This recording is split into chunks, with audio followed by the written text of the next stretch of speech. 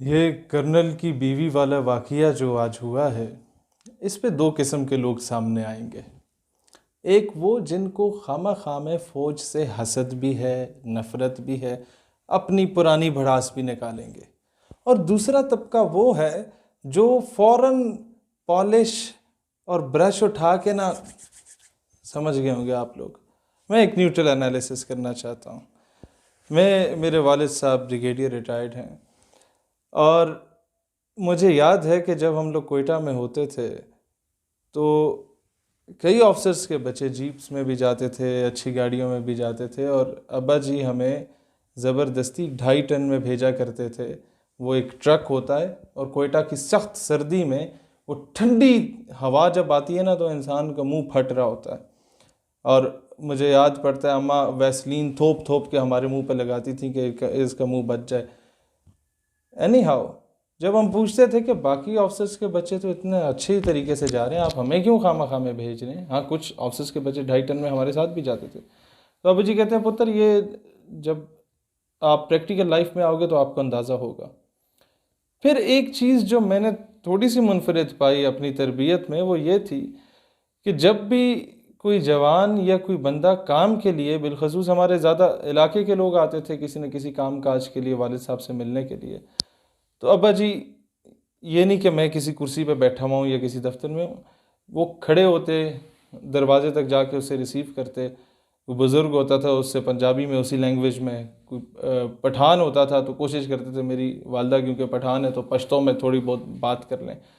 और काम हो या ना हो उस बंदे को, उसको रिगार्ड और ऑनर बहुत देना होता था। तो मैं अक्सर पूछता था कि आपका रवैया बाकियों से बड़ा मुनफरिद क्यों है, तो वो ये कहते थे कि ये इज़्ज़त अल्लाह ताला ने दी है, वो चाहता तो किसी और को शायद ये इज़्ज़त दे देता, तो ये हमें उसका शुक्रगुजार होना चाहिए। और कुछ इंसान किसी को दे या ना दे, कम से कम एक अच्छा अखलाक और अच्छा किरदार ज़रूर इंसान अपना शो कर सकता है। नंबर 3 जो चीज़ मैंने देखी तमाम ऑफिसर्स के बच्चों में, मेजॉरिटी में 70 to 80% में, चाहे वो किसी भी महकमे के हों, किसी वज़ीर के बेटे हों, बड़े बिजनेसमैन के बच्चे हों, they are mostly found in shisha clubs, या वो किसी गर्ल्स कॉलेज के सामने जाके नंबर बांट रहे होते हैं। और ये एक साइकी है हमारी कौम की कि अगर कोई कर्नल साहब हैं तो उसकी बेगम और बच्चे जनरल बन के फिर रहे होंगे खामखा में। स्कूल में भी तड़ी दिखाएंगे सबको, कॉलेज में भी तड़ी दिखाएंगे सबको, हम जी फलाने के पुत्र हैं। और अगर कोई वज़ीर का बेटा है तो वो ख़ुद को वज़ीर आज़म समझ रहा होगा खुद ही। और ये नौकर चाकर वाला जो इन्हें, क्योंकि 5-6 उंगलियां घी में होती हैं और सर कढ़ाई में होता है, हम लोगों ने सारी चीज़ें देखी। मुझे अब भी याद है कि जब मैं स्टूडेंट पॉलिटिक्स में कारकुन के लेवल से थोड़ा ऊपर गया और लीडरशिप में आया, वफाकी उर्दू यूनिवर्सिटी में मेरा इस्तकबाल हुआ, तो 5 मिनट नारे लगते रहे और बड़ा इस्तकबाल। मैं सबको जनाब बहुत शुक्रिया बहुत शुक्रिया बहुत शुक्रिया करता हुआ जब एंटर हुआ यूनिवर्सिटी में, तो मैं तो अपने अंदर बड़ा लीडर बन चुका था, नया नया दौर था। अगले दिन, उन दिनों इस तरह होता था कि अब्बा जी को ड्राइवर चाचा छोड़ने जाते थे दफ्तर, तो साथ ही उसके बाद हमें अब्बा जी के साथ हम जाते थे और साथ हम यूनिवर्सिटी में ड्रॉप हो जाते थे। तो अगले दिन, क्योंकि पिछले दिन सब ने बड़ा जनाब सलाम किया, मैं बड़ा इस्तकबाल हुआ, मैं कहा जी क्या बात है। What happened on the very next day, जब अब्बा जी दफ्तर गए ना, तो मैं ड्राइवर चाचा के साथ आगे बैठता था, अफसर अमूमन पीछे बैठते हैं, अब्बा जी पीछे बैठे हुए। तो यूनिट में दाखिल हुए तो एक सलूट पड़ता है। अब वो सलूट तो अब्बा जी को पढ़ रहे थे, लेकिन मैं अपनी तरफ से लीडर बना हुआ था। मैं जनाब बड़ी नवाजिश, थोड़ा सा आगे गया दूसरा सलूट पड़ा, जनाब बड़ी नवाजिश, तो तीसरा सलूट पड़ा, जी बड़ी नवाजिश। इतने में शीशे में मैंने पीछे देखा तो अब्बा जी घूर के यूँ देख रहे हैं, जैसे ही उन्होंने घूरी मारी मैं, और अगर वो लोगों का इतना जमघटा आसपास ना होता जो दफ्तर आ रहे थे, तो शायद अब्बा जी मुझे खींच के लगा भी देते। और वक्त पे मुझे अब भी याद है कि बचपन में अक्सर हम उनके दफ्तर जाते थे तो वो टी ब्रेक बड़े मज़े की होती थी, उस लालच में हम चले जाते थे। तो अब्बा जी अक्सर माइंड करते थे कि पुत्र पहले इस मकाम पे पहुंचो फिर। और अक्सर हमें गांव भेजा करते थे महीने में 1-2 मरतबा, और लोकल पब्लिक ट्रांसपोर्ट पे सब कुछ होने के बावजूद भेजा करते थे कि जब तुम हाईएस के धक्के खाओगे, जब तुम सुजुकियों से लटक के जाओगे, वहाँ जाके गुल्ली डंडा खेलो, वहाँ जाके बेंटे खेलो, वहाँ अपने गांव की मिट्टी में जब उठोगे बैठोगे ना, तुम्हें पता चलेगा एक आम बंदे की लाइफ क्या होती है। वरना जब मैंने रिटायर हो जाना है पुत्र, तो तूने तो ज़िंदगी में धक्के खाने हैं।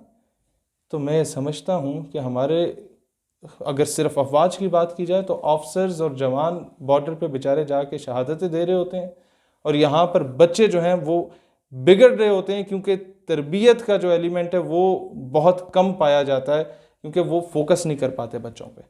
और यहाँ से फिर बेगमात भी ज़ाहिर है स्टार प्लस देखेंगी, और स्टार प्लस की साड़ियाँ अपने हस्बैंड से जो है वो मांगेंगी। उन्हें ये नहीं पता होता कि वो आधी तनख्वाह तो टैक्स में कट रही है, बाकी की तनख्वाह कहीं और जनाब आपके जो रिटायरमेंट के बाद आपको कोई घर शर मिलता है उसमें कट जाती है। लेकिन क्योंकि अफसर साहब हैं तो बेगम समझती है बस इसने जैसे तैसे लेके आए और मुझे दे। तो इसीलिए जब वक्त पे चेक एंड बैलेंस नहीं रखा जाता घर वालों पे, आपने जब भी देखा है बहुत अच्छे अच्छे ऑफिसर्स बेचारे बदनाम हुए हैं तो अपने घर वालों की वजह से बदनाम हुए हैं। उन ऑफिसर्स की सिंसेरिटी पे शक नहीं किया जा सकता, लेकिन जब एक गलती उनकी लाजमी रह जाती है, घर वालों को खींच के नहीं रखते। जिस तरह अब्बा जी ने खींच के रखा है ना, तो हमें आप मदरसे में छोड़ें 1 महीने के लिए, वहाँ की दाल साग खाएंगे, खुश रहेंगे जनाब। मैंने अपने जब तहरीकी दौर गुजारा स्टूडेंट पॉलिटिक्स में, तो मैं इस्लामाबाद की सर्दियाँ जो थी ना, जनवरी फरवरी की, वो इस्लामाबाद की सड़कों पे भी सोया हूँ। मैं सिबी बलूचिस्तान के तपते सहराओं में जून जुलाई की गर्मियाँ गुजार के मैंने कैंपेन चलाई अपनी तंजीम की। वो इसलिए हुआ कि बचपन से मेरे अब्बा जी ने मुझे कहा कि पुत्र, और ईद पे जब हम लोग जाते थे गांव में, तो गांव के साथ एक ढोक होती थी जहाँ मिट्टी के घर होते थे, जहाँ जिस कमरे में अब्बा जी पढ़ा करते थे, और कहते हैं वो बल्ब इतना होता था, गर्म होता था कि हमारे तो जो बाल होते थे उसकी हीट से जल जाया करते थे हम जब पढ़ाई किया करते थे। तो ईद पे बिलखसूस हमारे दादा जिस ढोक पे रहते थे और वालिद साहब जिस ढोक पे रहते थे, जहाँ जिस कमरे में गाय भैंसें बंधी होती थी, कहते हैं अक्सर हमें इधर ही सोना पड़ता था। उधर हमें लेके जाके सारी फैमिली जितने भी है अब्बा जी और इनके बहन भाई हैं, उनके बच्चों को वहाँ ईदी दी जाती थी। चलो हम ईदी के बहाने ही चले जाएं कि ईदी मिलेगी, लेकिन कम से कम अब्बा जी बताते थे बेटा ये आपकी असल है, हम यहाँ से उठे हैं, लिहाजा दुनिया में किसी भी मकाम पे पहुँचो, गरूर नहीं करना, अपनी औकात में रहना है। और यही पैगाम जो अब्बा जी मुझे कहते थे, मैं किसी का उस मर्तबे पे तो नहीं हूँ, लेकिन यही पैगाम देना चाहूँगा कि one should remain in his and her limits. जब भी औकात क्रॉस करेंगे तो दुनिया आप पे थूकेगी और लानत भेजेगी, और आपकी वजह से पूरे इदारे का मोराल डाउन होगा।